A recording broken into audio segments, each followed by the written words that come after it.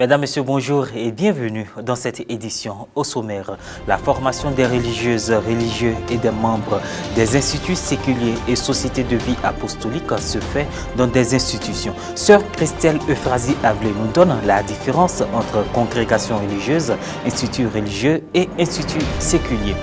Et puis, il y a 10 ans, jour pour jour, un séisme, un tsunami et un accident nucléaire frappaient le Japon, faisant près de 18 500 morts à Fukushima. Ce jeudi 11 mars, le pays rend hommage aux victimes lors de plusieurs cérémonies publiques et privées.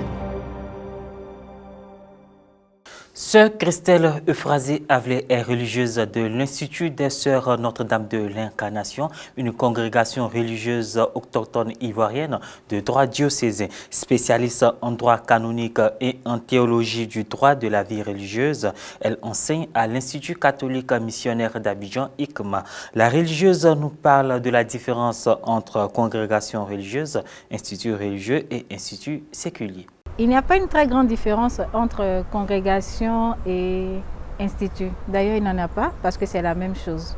Qui veut appelle sa congrégation congrégation, qui veut l'appelle aussi institut.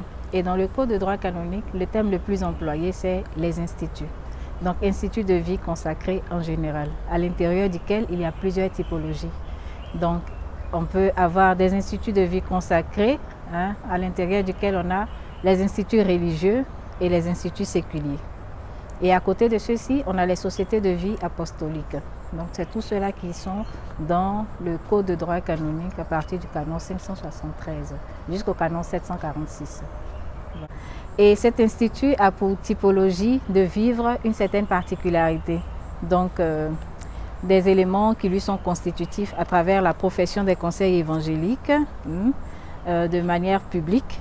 On a aussi le témoignage de vie, on a l'approbation de l'érection de cet institut-là par l'évêque diocésain ou par le pontife romain, donc par le Saint-Siège, etc., etc. Pour ce qui concerne les instituts séculiers, ils ont aussi un aspect particulier. Donc les instituts séculiers sont des instituts qui, dans leurs éléments, ne professent pas des conseils évangéliques de manière publique. Certains le font de manière semi-publique, semi-privée, tout dépend des constitutions de ces instituts-là. Donc, dans l'enceinte de la vie consacrée en général, nous avons deux grandes formes, donc les instituts de vie religieuse et les instituts de vie séculière. À l'intérieur des instituts de vie religieuse, il y a aussi une autre typologie. Donc, il y a les instituts de vie religieuse monastiques, qu'on appelle généralement les moniales et autres. Il y a les instituts de vie religieuse contemplative qui ont pour caractère particulier la contemplation. Et il y a les instituts de vie religieuse apostolique, un peu les instituts qu'on voit un peu partout, on va dire. Ceux qui sont dans l'apostolat, à vrai dire. Et à côté de ceux-ci, on a les instituts religieux, les instituts séculiers, qui ne sont pas instituts religieux de par leur typologie. Le champ est vaste, la moisson est assez abondante et les ouvriers sont peu nombreux. Mais il revient seulement à Dieu d'appeler.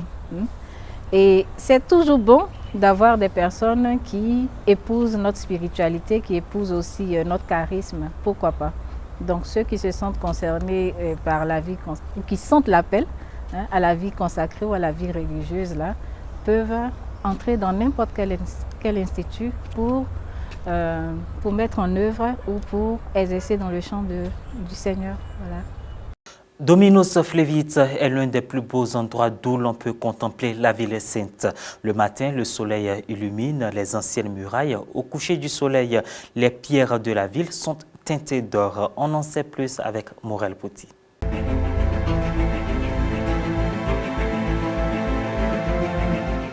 Le pèlerinage remonte aux origines de l'homme biblique en commençant par l'expérience d'Abraham.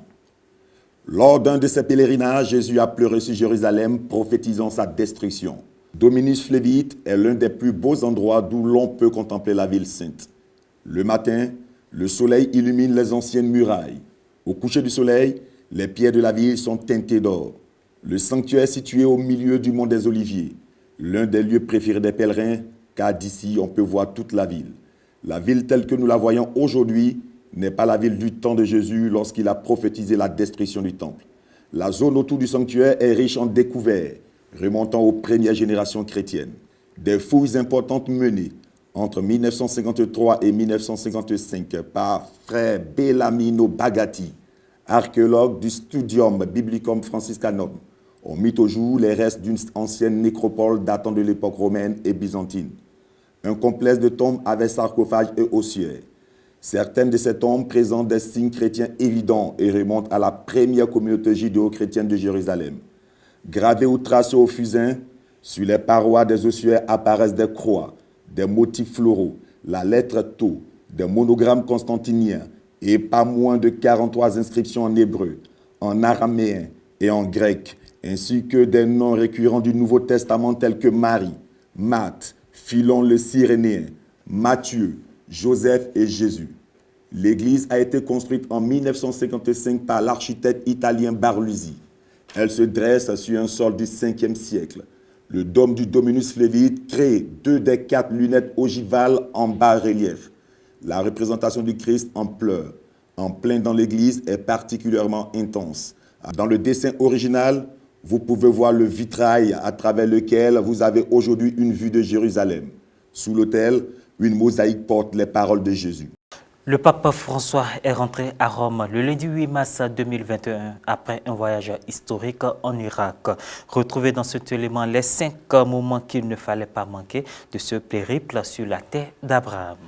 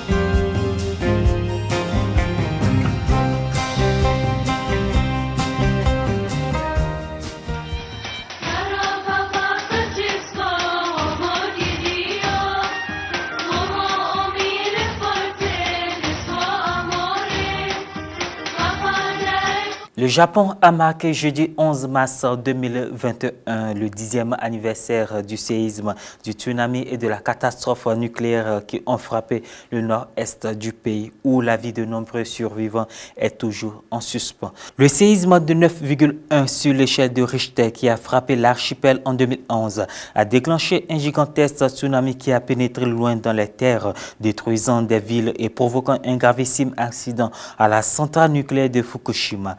À Fukushima, aujourd'hui, 1 minute de silence a été observée à 14h46 heure locale, 5h46 GMT, heure à laquelle le séisme a frappé, en mémoire de ceux qui ont perdu la vie. Plus de 18 000 personnes ont péri dans cette triple catastrophe et près d'un demi-million de personnes ont été déplacées. 10 ans plus tard, plus de 40 000 personnes ne peuvent toujours pas rentrer chez elles. La plupart d'entre elles venant de Fukushima, où certaines zones sont interdites d'accès en raison de la radioactivité. Voilà tout pour cette édition. Merci de l'avoir suivi. Merci de nous suivre sur Ecclesia TV.